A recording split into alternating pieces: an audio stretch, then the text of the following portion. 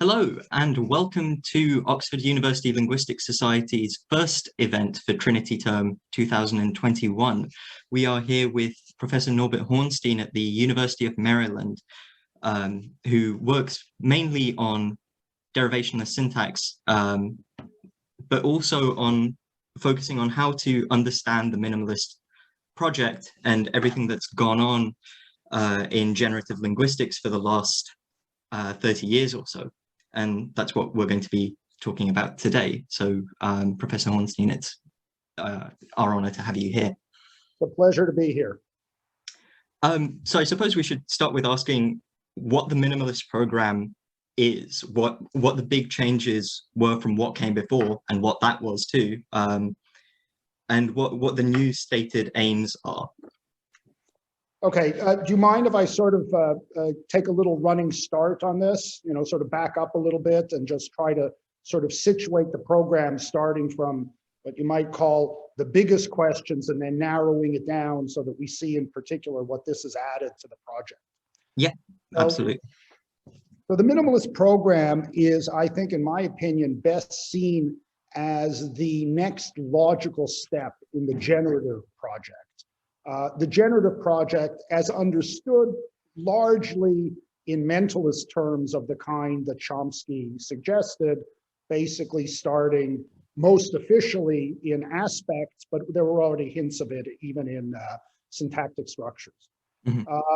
But at any rate, since about the early 60s, if not a little bit before, the idea, the aim of linguistics, the subject matter of linguistics, was the capacity that humans have to use a particular, to use and understand a particular natural language, English, German, French, etc. So human beings are competent in these particular languages, and also the meta capacity, which allows humans to acquire a natural language when placed in the appropriate speech community. Mm-hmm. Those are two, excuse me. No worries. I thought I turned it off, which I did, but it didn't seem to make any difference. That's okay, so what happened was,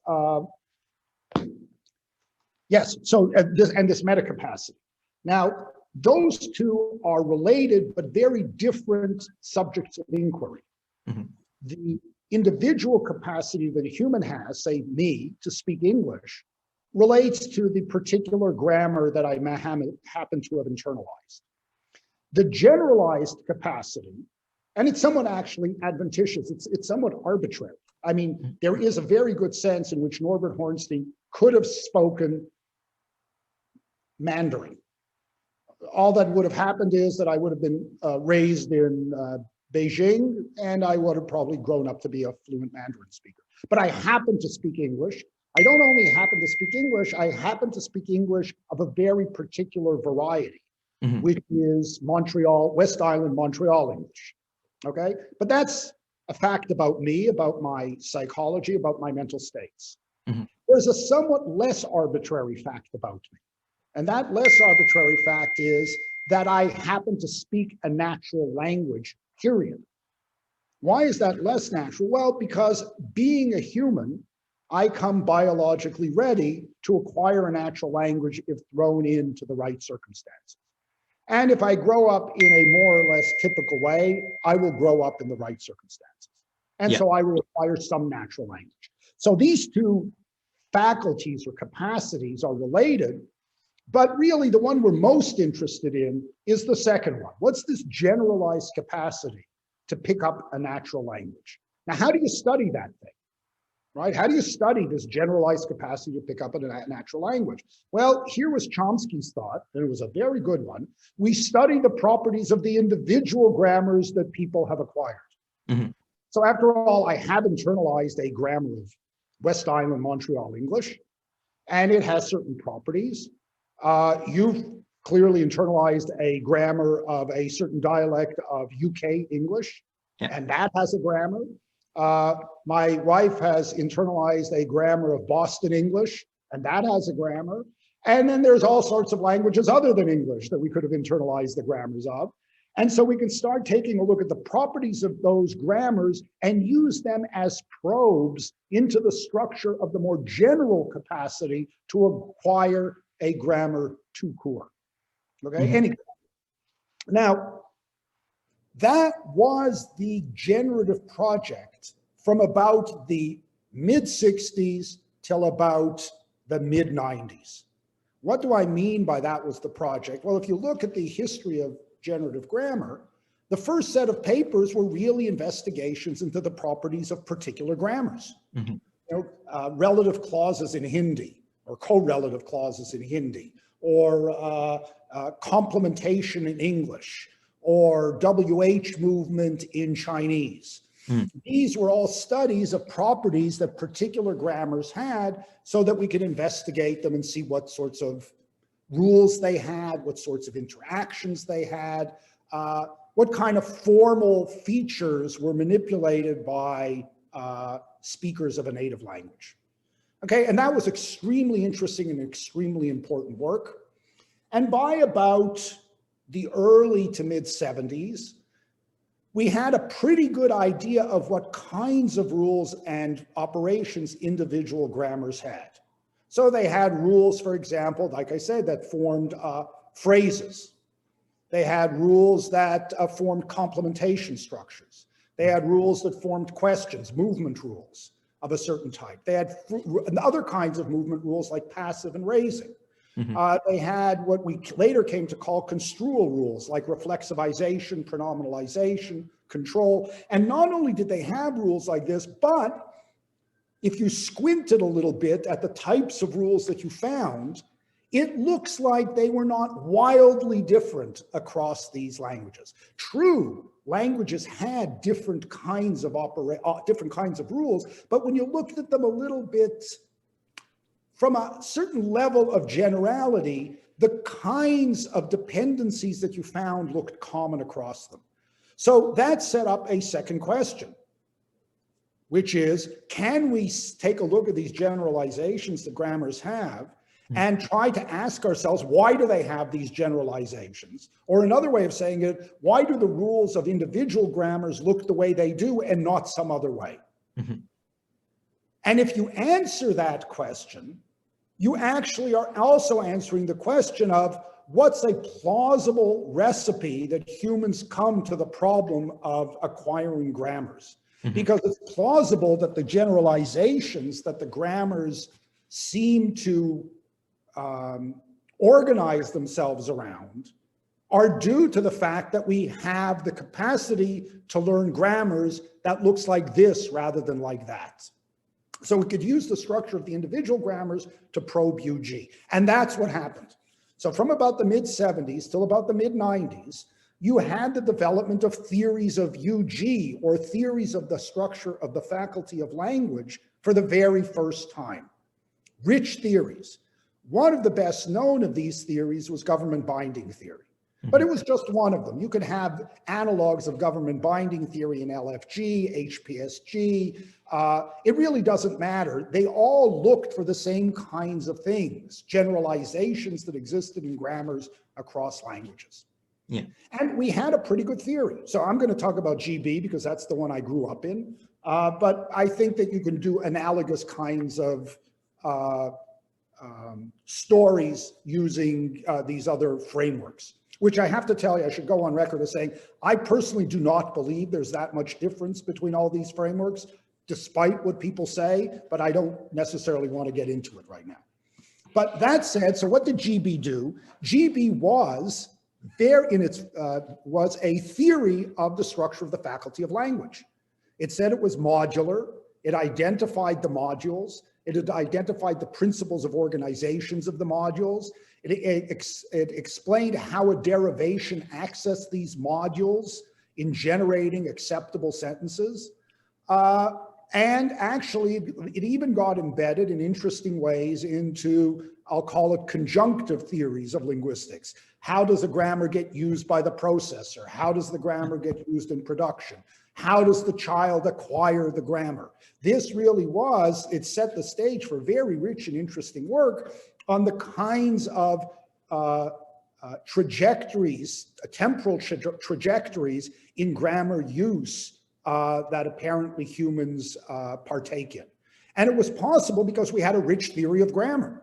Until we had that, it was very, very hard to do, especially in the language acquisition world, right? You could ask, what was the trajectory? What's the course of acquisition of principle A?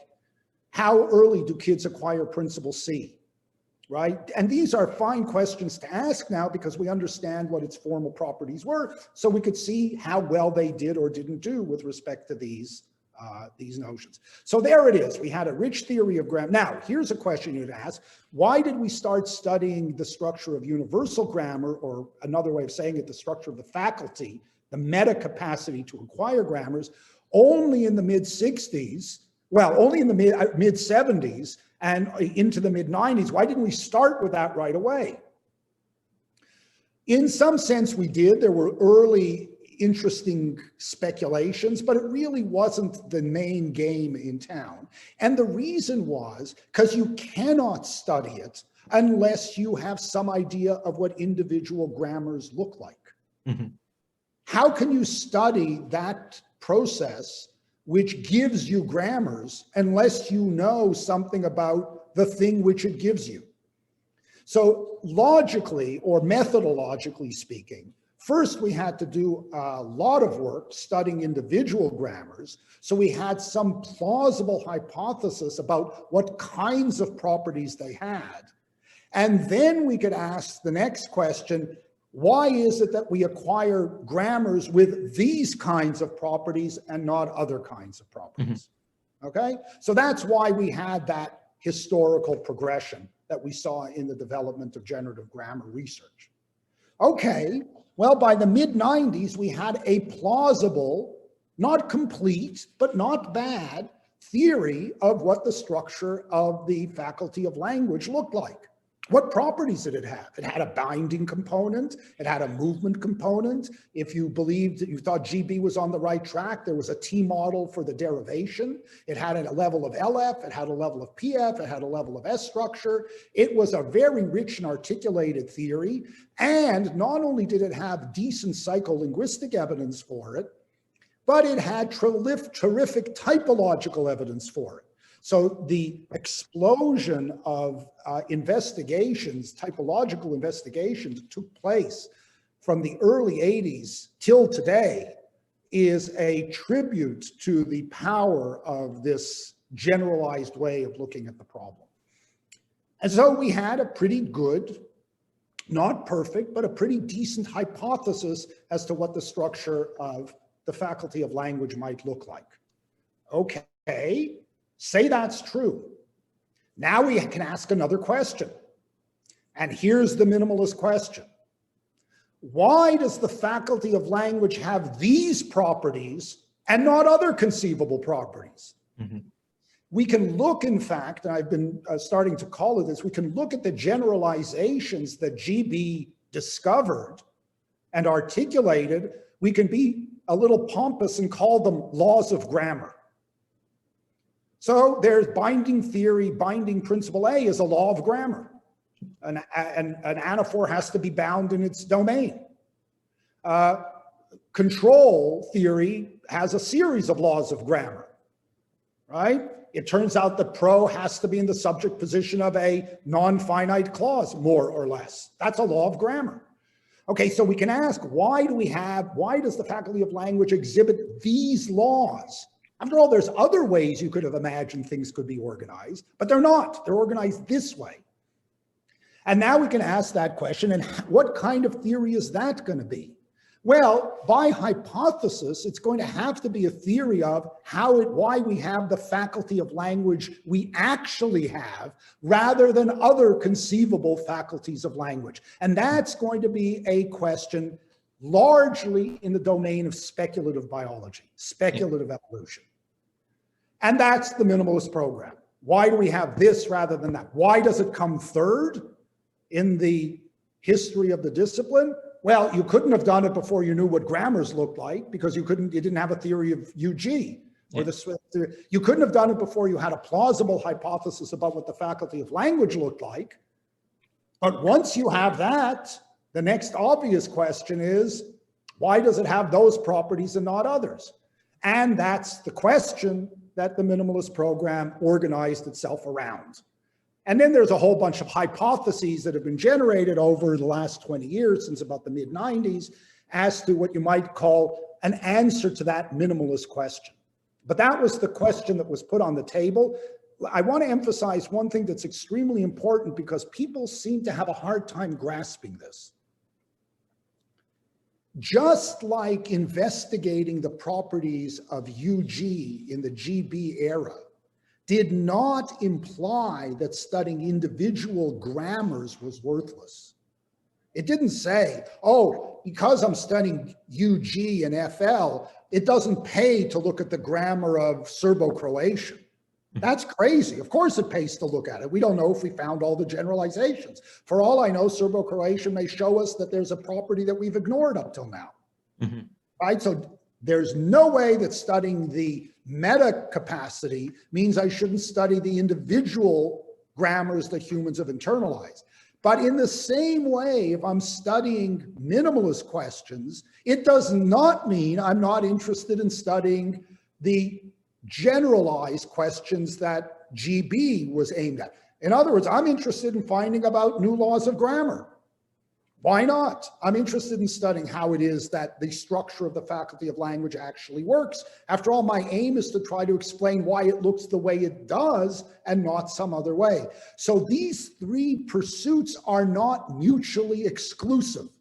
People seem to think that if you're doing minimalism, you have no interest in GB. And if you're doing GB and minimalism, you have no interest in the structure of individual grammars. That's completely erroneous. These are related but separable questions, each interesting, each slightly different, each contributing, in fact, presupposed by the next level of inquiry as having roughly developed a consensus, which is more or less correct. Mm-hmm. Does that help? Yes.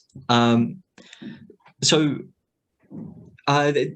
there's a change in the way we if we're doing minimalist syntax, we're talking about why we see what we see, that it's more general considerations of things like economy. I'm going to throw a term in that we can come back to and define more closely, but these principles, unlike things like binding principles, are they represented or not? Okay, so let's back up. So let's say you're interested in the question of why we have the Faculty of Language we happen to have and not another conceivable kind. And let's say we take as fixed for purposes of discussion that a theory like GB and its articulated generalizations, which I've called laws, are more or less accurate. Mm-hmm. So the aim is to try to figure out how to derive those generalizations, those laws from more general principles. Right? After all, what is an explanation? I've explained B if I've explained it in terms of principles more general than the ones that B invokes. Mm-hmm. Right? I brought it under a generalization of which this is a consequence. So that's what we want to do. We want to sort of see what kind of principles we can come up with. Now, by hypothesis, right, it has to be that we're studying the emergence of a cognitive faculty. Okay, well, if you're studying the emergence of a cognitive faculty, just like you're studying, and by hypothesis, it's a novelty. Okay, what it means to be a novelty we can get into, but we all agree, I think all linguists agree, but I think actually all biologists agree, that whatever it is that humans do with language is unlike what any other animal does with language. What we do with language is really sui generis. So let's just dub that a novelty.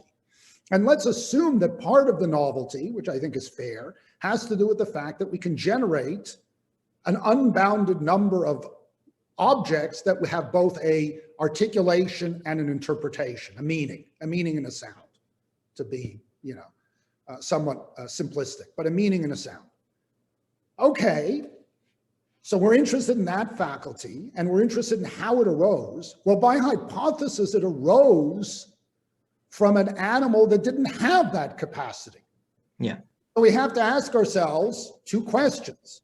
What capacities is it reasonable to think that it did have? And what additions to that capacity would suffice to give us something with the structure of a GB-like theory of the faculty of language. Okay? And we actually have a third reasonable hypothesis. Whatever happened probably was relatively simple. Why was it relatively simple? Well, it looks like our capacity is about 100,000 years old, right? It looks like our brains are not that different from the brains of our closest ancestors. So whatever happened in those brains was a relatively small change from what came before. So that means that we're starting to think of the faculty of language as a complicated interaction effect of non-linguistic mental capacities and perhaps some special linguistic mental capacities, right? There may have been an addition, but whatever was the special linguistic addition is small. Okay, so now let's ask, before we look at that, the linguistic addition, let's go back and ask, well, among the capacities that our ancestors had that we can use to try to explain the properties of the faculty of language, those actually, how many types are there? Well, they came in at least two types. What you might call general cognitive capacities that primates or mammals have, and what you might call capacities that a computational system as such would have. So the mere fact that it's a computational system will give it certain kinds of properties. The fact that it's a biological computational system will give it other kinds of properties. Take the union of these two kinds of properties and say we're allowed to use those any way we want. Okay, because they're given. We're assuming our ancestor had them. Here's the question. Assuming we had those, what do we have to add? Okay, now what kind of things are those? Well, here's a hypothesis. Among the computational properties are things like shorter derivations are better than longer derivations. Among the biological capacities might be human memory is content addressable and so shows interference when contents are similar. Here's another one that you might be able to sort of glom onto.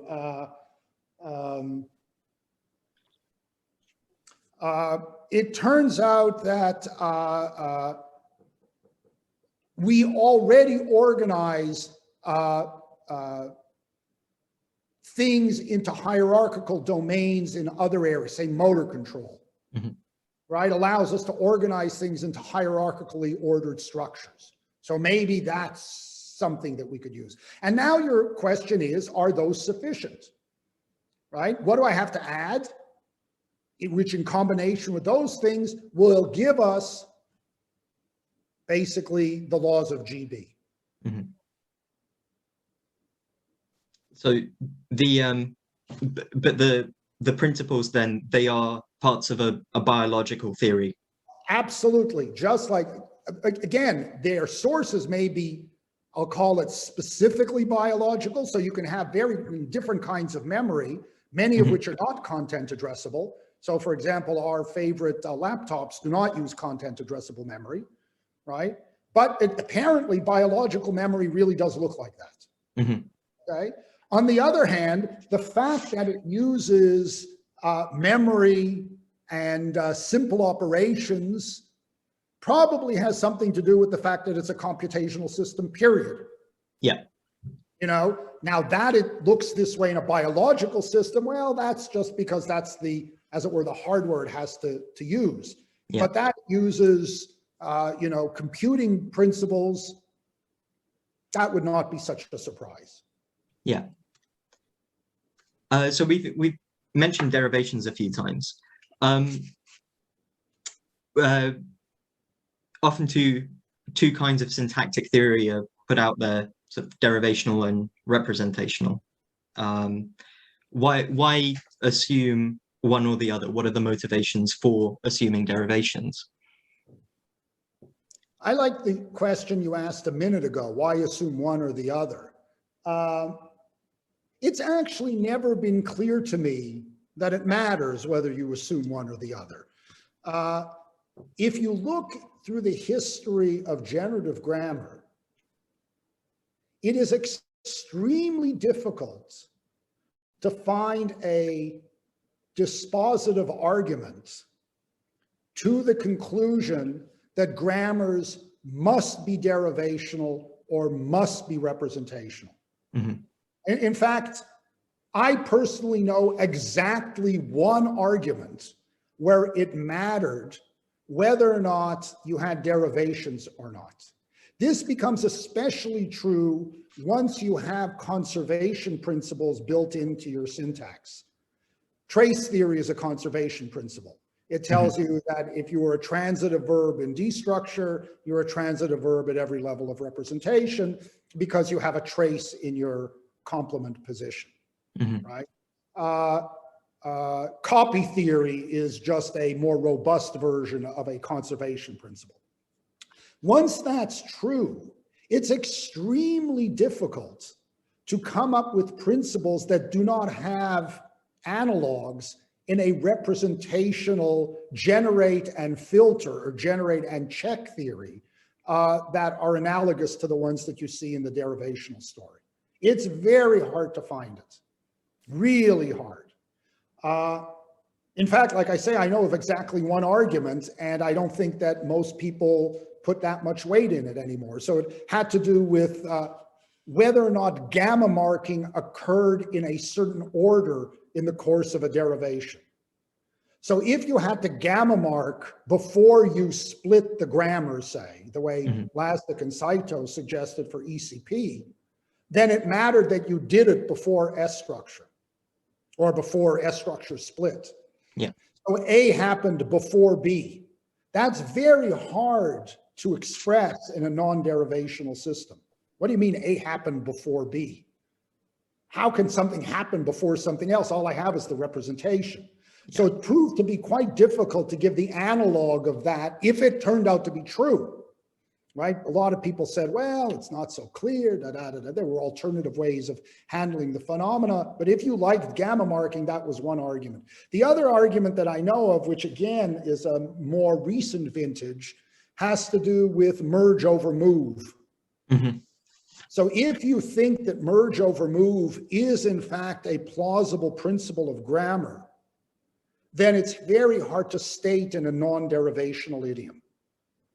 Why? Because you're asking at this point in the derivation, which is the thing that I do? And it turns out that both result in both result in structures that are interpretable so far as we can tell. But nonetheless, if it's true, if the principle holds, this one is better than that one. So if you believe that merge over move is empirically well-grounded, then you're going to want to speak at least in part in a derivational idiom. Yeah. Let me add one more point. Another thing that I have never understood is why people think it is better to have one than the other. So far as I can tell, if your theory has derivational parts and it has representational parts, it's no better or no worse than a theory that has only representational parts or only derivational parts.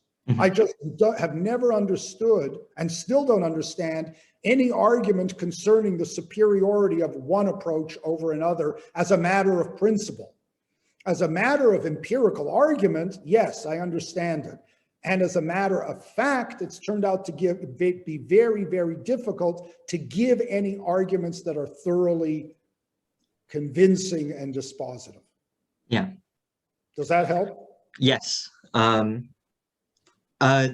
sort of, I suppose, orthogonal question would be what the relevant parts of the syntax are for the generative capacity. And I suppose this is a debate within minimalism rather than between minimalism and other things, which we've agreed that isn't a great way of putting it. But things like distributed morphology or a more sort of strongly lexicalist view, what are the generative components of the grammar taken to be? Okay, so let's back up a bit again, because I think there's part of this that virtually every theory of grammar that I know of adopts. There's a fight over what they are, but the following schema is adopted by everyone.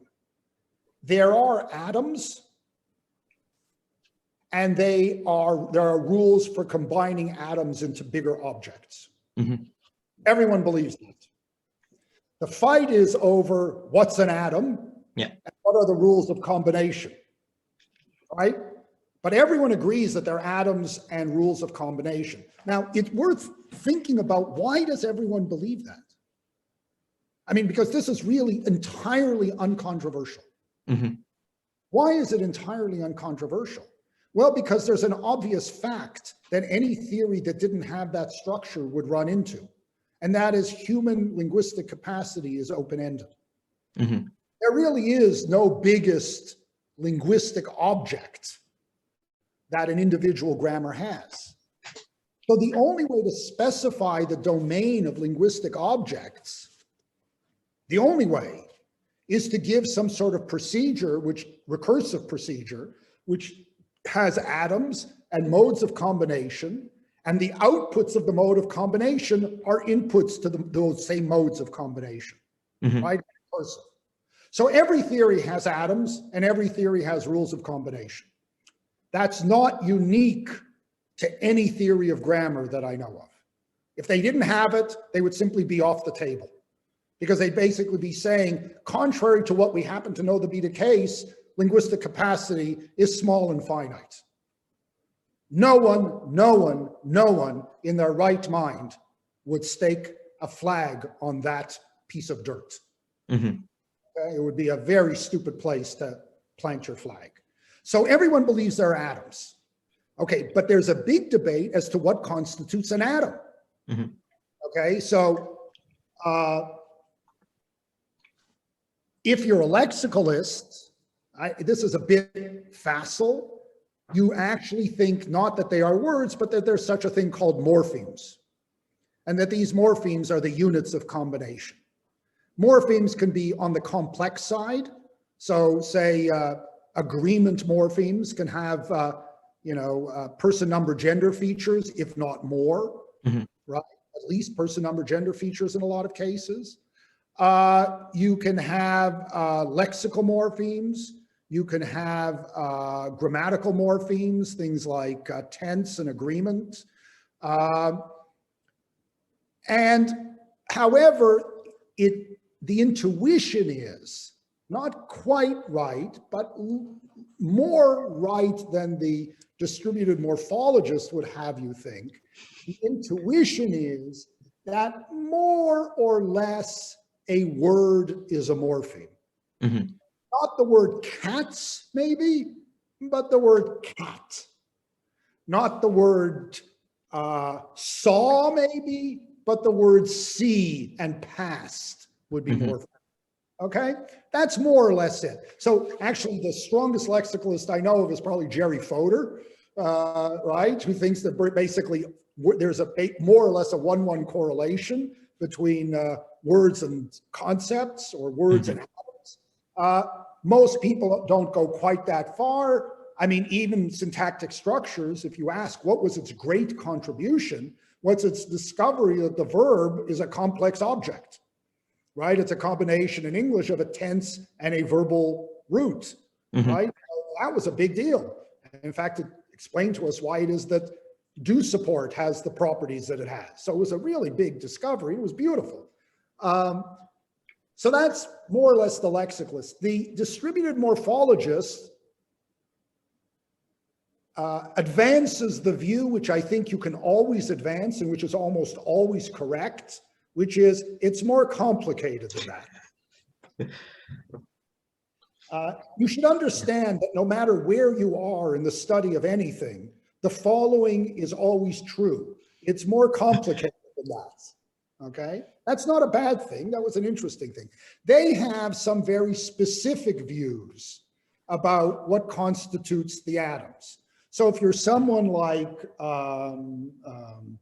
Marantz, for example, you actually think that there aren't even nouns and verbs. They're roots and they're formal heads, little n, little v, that turn a root into a nominal expression versus a verbal expression. If you're, you may actually have some views also about where lexical insertion takes place. So this, it's for you, rather than inserting everything at the get-go, what you do is you do syntactic derivations and you have lexical insertion at both the PF, or I'll call it the sound and the meaning side of the derivation. Mm-hmm. If you believe that that's true, it's very hard not to think that you have derivations, because after all, you're doing a lot of syntax independent of the derivations, right? They have tons of syntax without any lexical terminals. All the heads that you see are formal heads, and all the other ones are effectively null, right? They don't exist. So if you're a certain type of distributed morphologist, you're very much into derivations. But notice that's for theory internal reasons. Okay, that's not a bad reason, right? Because the theory either is empirically well-grounded or not well-grounded, but it's not because there's some fact which requires it. Rather, there's a series of facts and a series of data sets that people have argued are best explained in this way. As far as the minimalist is concerned, it depends what the question is that you're interested in.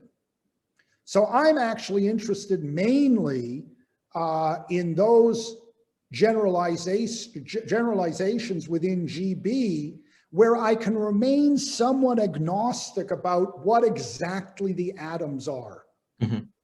What I care about is that it's more or less true that nominal dog functions as a unit as far as the syntax is concerned. If that's because there's a little n before a root, or that dog comes with a little n feature on top of it, I don't care that much. I care that it functions as a root with respect to the derivational history of the syntax, or the derivational manipulations or representations that the syntax cares about. As long as that's true, I'm happy with that notion of an atom. And I go a little bit further. I think that I can get a great deal of mileage in explaining why the laws of grammar look the way they do by staying neutral on the question as to what constitutes an atom. If it turns out that I'm wrong, that it's more lexicalist, well, in some ways it'll make my derivations a little cleaner.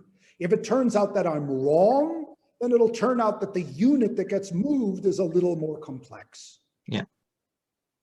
So really it depends on the question rather than, and so although it's an important question, it is partially orthogonal to a lot of the issues that get raised within the generative program. That's up to some relatively recent papers by Chomsky, where the notion of a root played an important role in his discussion of labeling. But again, that was a theory internal claim having to do with the nature of labeling within his version of the minimalist program. And I suppose that, putting it that way, that his version of the minimalist program, it's often contrasted with theories. It's a research program of sorts, not of sorts, literally. What is that distinction? Okay, I think that you're right. When I was saying that Chomsky's theory, I really meant his theory. I did not mean the program. So the minimalist program, a program is a set of questions and a set of methodological and technical tools for investigating that question. Those are relatively open-ended. In fact, the whole point of a program is to say that the question is ripe for investigation, and here's how we can go about doing it. Right? So everybody wants a theory that's the simplest possible theory to account for the data. Why does everybody want that? Because that's what a good theory is. It's the simplest possible theory that accounts for the data. The question is always, what does simplicity consist in, and what's the relevant data, right? And that's what people fight about. Now, the program, the minimalist program, has a question, which we talked about earlier on, and it has a set of investigative procedures. And Chomsky has developed, in particular, minimalist theories for answering that question. So the theory that the outlines of the theory in the paper called the Minimalist Program in 1993 was different from the theory in chapter 4, 1995, which was different from the theory that you got in derivation by phase, which is different from the theory that you got on his papers on labeling, which is actually different from the theory that he's working on now, where you have the manipulation of workspaces and how they change over derivational time. These are all specific theories aimed at answering the minimalist question. His claim is, as everyone claims, is that it's the best theory to answer that question. But of course, that's an empirical issue. Is it really the best theory? And by empirical, I mean a combination of methodological and empirical and theoretical considerations, right? Those are all relevant to deciding whether the theory you have is the best one that we have on the table. So the minimalist program would be idle if you couldn't have minimalist theories that reflect the leading ideas of the program. But there's no reason to believe that the leading ideas of the program generate or lead to unique theories that all have a claim to minimalist inspiration. So I think that there now is a point in time where we actually have a whole bunch of minimalist theories. Not a bunch, and they're all within the program, and people are fighting the standard kind of scientific debate, are having the standard kind of scientific debate, which is, my theory's better than your theory. No, your theory doesn't do this, and that looks that, and that's of course what we hope to achieve. People should realize that's an accomplishment. That's not a problem. That means it's an ongoing research project, and that's a good thing. People disagreeing on the frontiers of research is what the frontiers of research look like. People stop disagreeing when we look back 100 years and say, oh, who would have guessed languages have constituents? No one fights about that anymore. You know, why? Well, because, okay, it's been 100 years, we agree, there's constituency. Well, I guess that's a good place to ask what you think the biggest developments in the minimalist program have been now that it's been 30 years. Okay, I'm going to answer two ways. I will start with what I think are generalized results that most minimalists agree to, and then I will veer off into idiosyncratic set of things that I think are really interesting. But your listeners should understand that I have a dog in this fight. And so everything I say should be taken with a huge grain of salt, because I am a well-known prevaricator. I am well known for sugarcoating the results I like and for embittering the results that I don't, okay? So, you know, listener beware. Okay, so what are the main results? I think that one, really remarkable result has been the isolation of one of the key factors in its purest form. So I think what Chomsky succeeded in doing is getting us to think very carefully about one specific property that grammars all have, which is unbounded hierarchical recursion. We knew that this was true. I mean, every single theory of grammar, generative grammar since LSLT, has had a way of generating structures that are hierarchical and unboundedly so, meaning there's no upper bound to how deep a structure can be or how long it can be, right? Those two are related. And that's a big deal. So I isolated the recursive property, and he asked us to think very carefully on what's the nature of that recursive property that would give us structures of the kind we find in natural language. Now, this is important. There are an infinite number of recursive functions. So the fact that it's recursive, it's true. I mean, we know that as a factual matter. The fact that it's recursive does not tell us what is the recursive function that we use.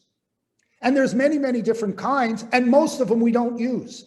So one way of reading, Paul Petrosky, I think, has been emphasizing this recently, and he's right. One way of reading syntactic structures is an observation that there's many, many kinds of recursion. And the two obvious ones, which are basically finite state, the recursion you get out of a finite state automaton, and the recursion that you get out of phrase structure grammars, are not adequate for human natural languages. Those are the wrong recursive procedures, right?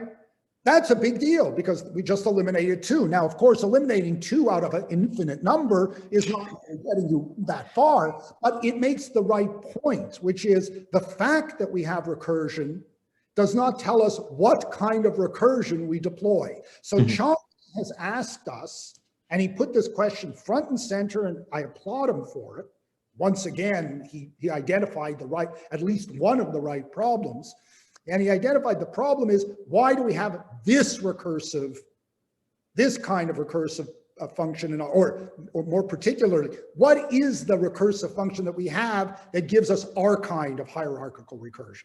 Now, I think that the merge theory we should call it by a useful name. We should call it the merge hypothesis.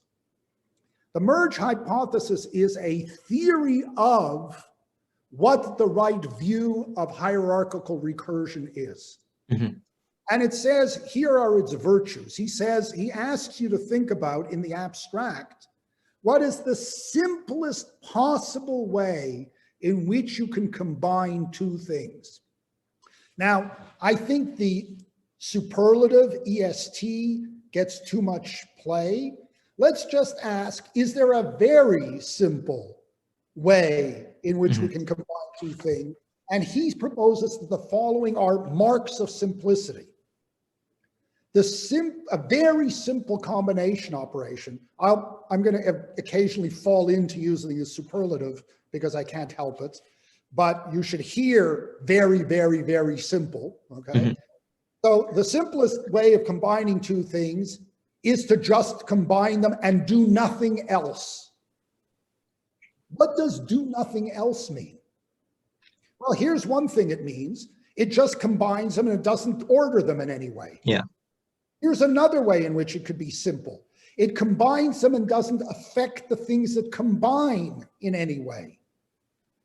In no way does it alter them in combining them. Now, there's two subparts to that. If they're lexical atoms, it doesn't change the lexical properties in any way. Yeah.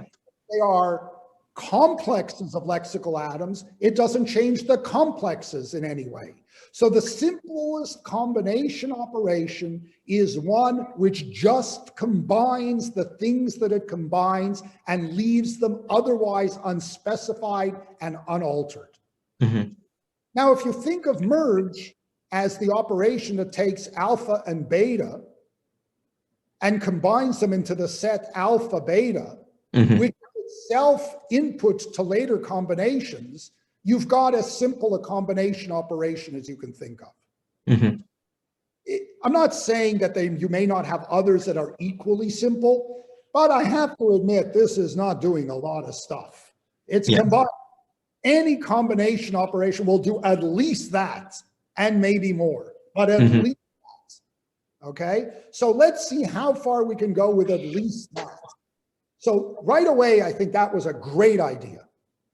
And in fact, I have a paper in the McGillivray volume on Chomsky where I actually show, or I try to show, that that very simple way of thinking about things gives you 6 or 7 properties that we all think are characteristic of natural language grammars. For example, it's sufficient to give you the Kopp's theory of movement and hence the wherewithal for reconstruction. It's sufficient to give you a distinction between argument saturation and scope. It's sufficient to give you structure-dependent rules, right? So it gives you a whole bunch of properties, and it looks like, and this is Chomsky's second really very clever insight, it's sufficient to give you both phrase building rules and movement rules. Yeah. The internal and external. Internal and external. So when you take a complex expression and you combine it with either another head or another complex expression, then you get structure building, emerge. And if you take a subpart of an expression and you stick it together with the expression, then you get something like movement, call it I-merge. Now, of course, sort of like movement, meaning it's a non-local dependency between two expression in different parts of the phrase marker. I mean, if you ask what is movement, right, it's stupid to ask. It's certainly the following is not a reasonable question for a theory of movement. How fast did it move? Right? That's not what we mean. All we mean by movement is that we have an expression that looks like it occupies different parts of the phrase marker, and it has different properties in virtue of occupying distinct positions in the phrase marker, right? So when we say that something can both be the logical object and the syntactic subject, we've effectively said that there's a movement dependency between the syntactic subject position and the logical object position. So Chomsky observed that this very simple notion, dare I say, simplest notion of combination is sufficient to give you the wherewithal to talk about both local and non-local dependencies. That's not bad. Think about that for a minute. We got this amazing set of consequences out of a rule that basically says let's think about the simplest way of putting together two things. I should tell you that at least when you look at the standard cases, it also gives you C command as a consequence. Why is it when you I-merge, you end up getting a chain, which we could understand as having C commanding links? Well, the answer is because if you didn't combine them in that way, you would violate the simplest possible combination operation because you would not, in fact, have the inputs unaffected in the output. Right. So, here it is. I got C command for free. I got reconstruction effect or the precondition for reconstruction effects for free. I got structure dependence for free. I got, I got the fact that grammars have both structure building and movement for free. And on top of that, it actually does generate an unbounded number of hierarchically structured objects that look more or less like the objects we care about. It's not quite magic, but I have to say it's pretty close to magic. And it's a great theory. It's a great hypothesis, right? Now, I happen to have some disagreements with some of the ways that Chomsky has sort of spelled this out over time, but you have to tip your hat off to the hypothesis. The merge hypothesis is a damn good idea. Yeah. On the basis of very little, it's gotten you a tremendous number of very interesting consequences. Right? We understand these properties, I think, now in a way we probably never did before. That's no small achievement. So that's already one thing. So the merge hypothesis, I think, is really, that's golden. We want to keep that some constellation of ideas that has that kind of richness to it.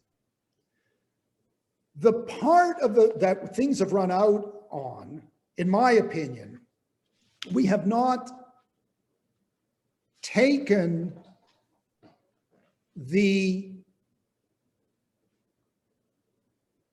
rest of the properties that we think we understand from GB seriously enough. Uh-huh. So we want to ask ourselves, how does the merge hypothesis, can the merge hypothesis model construal?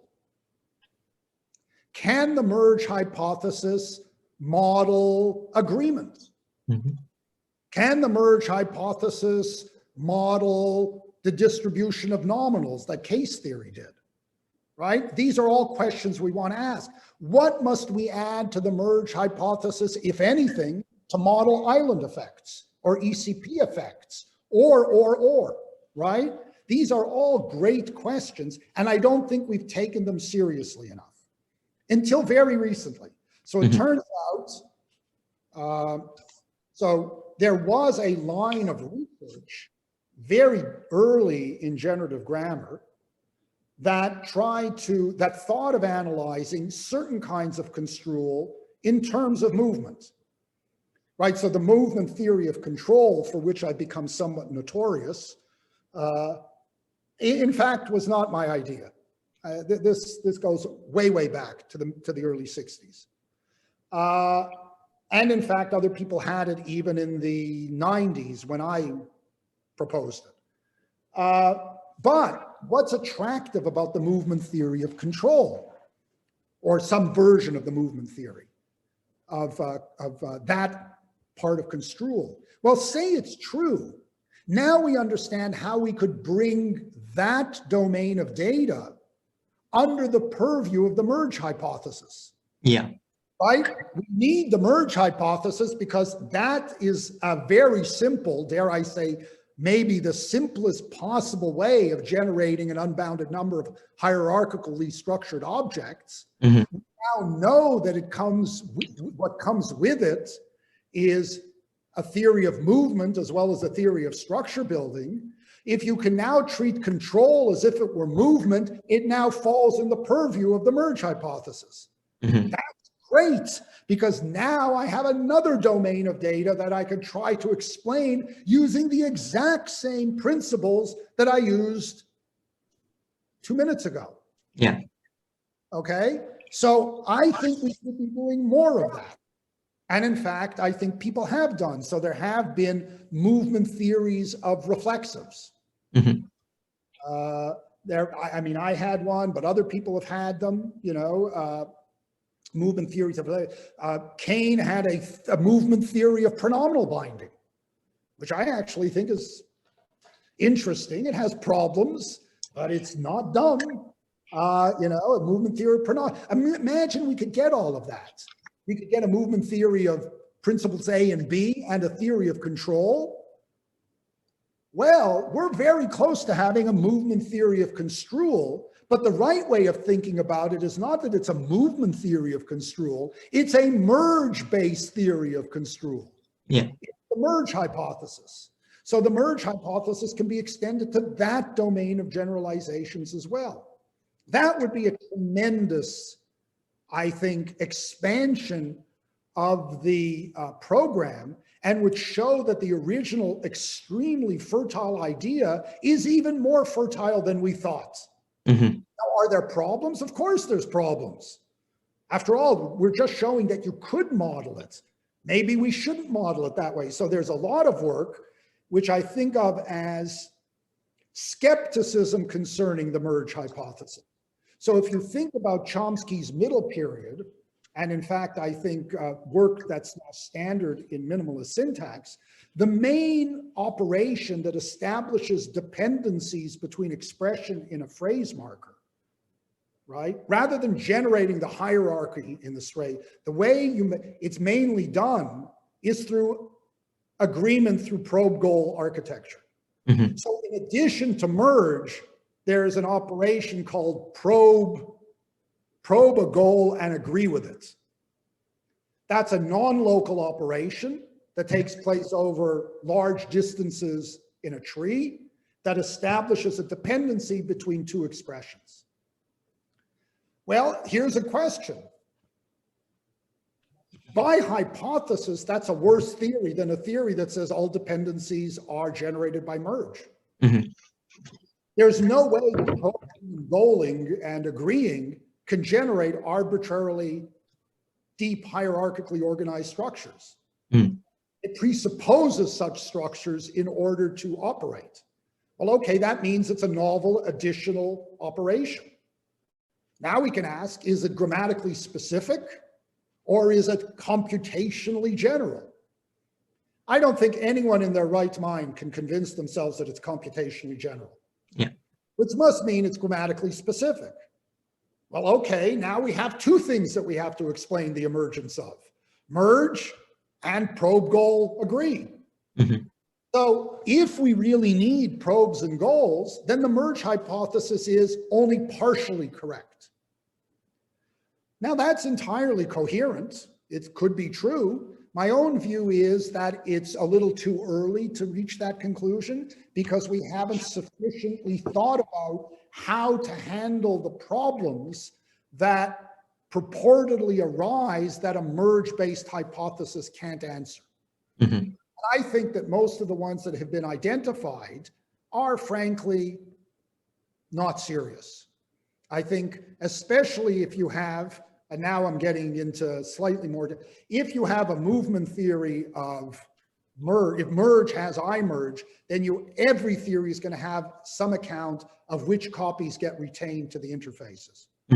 If you allow yourself to both have lower copy deletion and higher copy deletion, then you can have what you might call invisible movement or LF movement. Why? Well, you've moved, but you've deleted the higher copy. Yeah. That, in fact, is isomorphic to a theory that says sometimes you have movement and sometimes you just have probing and goaling. Yeah. So if that's correct, good. Hold on. No worries.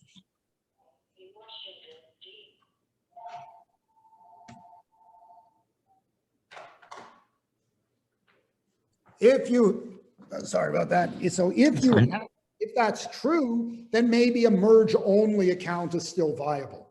Anyway, so in my opinion, there have been some extensions, like I said, Svart, for example, has some theories on reflexivization as effectively movement. I have some theories of this. There's some other people, like I mentioned, Kane, having to do with pronominalization, some fantastic work.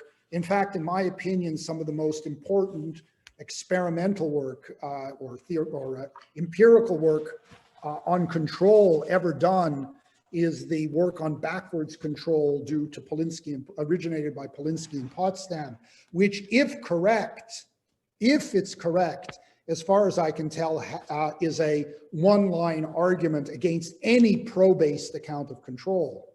They can't have a pro-based account of control if they're right. I think if that line of argument or thinking is on the right track, then what you have are plausible theories, merge-based theories of construal. We already have plausible merge-based theories of case. The real question is whether classical case theory of the GB variety is correct, or whether or not we need a theory of dependent case. If we need dependent case, then then all bets are off right now. I have no idea how to incorporate dependent case theory into a merge-based approach. But if the classical GB approaches to case and agreement are correct, it's easy enough to figure out how to model them in a merge-based theory, but you're going to need labels. So contrary to what Chomsky has been suggesting, that labels are output conditions, I think we're going to be forced, and empirically forced, and I don't think this is a bad thing, into the conclusion that labeling is a syntax internal operation. That then raises a really great question. We now have to add labels as well as combination to the primitive operations, and we can ask ourselves, is one more primitive than the other? In other words, is one more linguistically distinctive than the other? I've been working on that question. Other people have been working on it as well, have come up with different conclusions, but I think that's where the lay of the land is. So there's been a lot of very interesting empirical work, again, in construal. Again, let me highlight Polinsky and Potsdam stuff.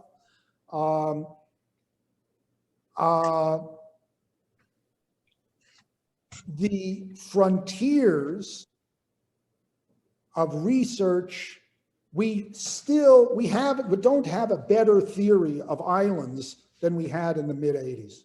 Mm-hmm. That hasn't changed. Phases are just bounding nodes with a different spelling. The ECP is it's really a thorny issue. I'm hoping it goes away.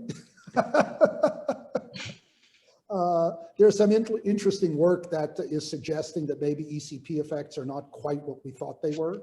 Mm-hmm. Yoshida and some of his students at Northwestern have been working on this. So, I mean, I think that there's a lot of interesting work that's been done, but that's where I would say is the core contribution so far. I think that we have been far too quick in dismissing and hence not exploring the subtleties of the merge hypothesis. Mm-hmm. And that's a mistake. That's a real mistake.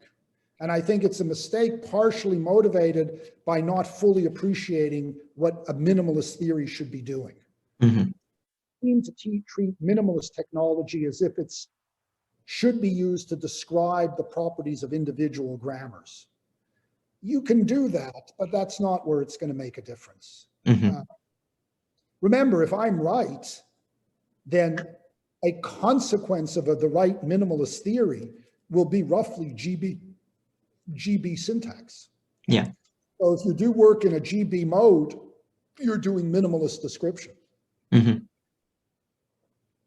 That would surprise people, wouldn't it? Yeah. Well, I think that's all the questions we've got. It's been really, really great to speak to you. And hopefully it gives our listeners a much clearer picture of what the Minimalist program is. Its name is mentioned in hushed whispers here. But thank you once again. I hope you've enjoyed it. I did. And just remind people, as my friend Elon Drescher pointed out, you can do the minimalist program starting from fixed points that are not GB.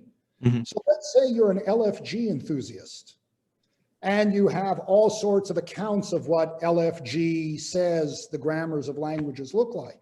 You almost certainly have a theory of universals in LFG, because every theory has a theory of universals. You can ask yourself the same question I asked, or Chomsky asked for GB, and ask yourself, what's the simplest set of operations that we would need that would derive these LFG universals as consequences? So you can do minimalism in an LFG accent. You can do it in an HPSG accent. You can do it in a GPSG accent. Minimalism has nothing to do with merge.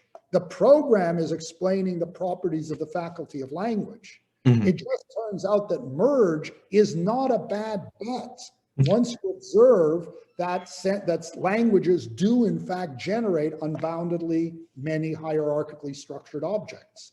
Mm-hmm. But any number can play. It's not that minimalism is Chomsky's. Minimalism is the next question that a generativist should ask, regardless of what type of generativism you happen to be. Thank you.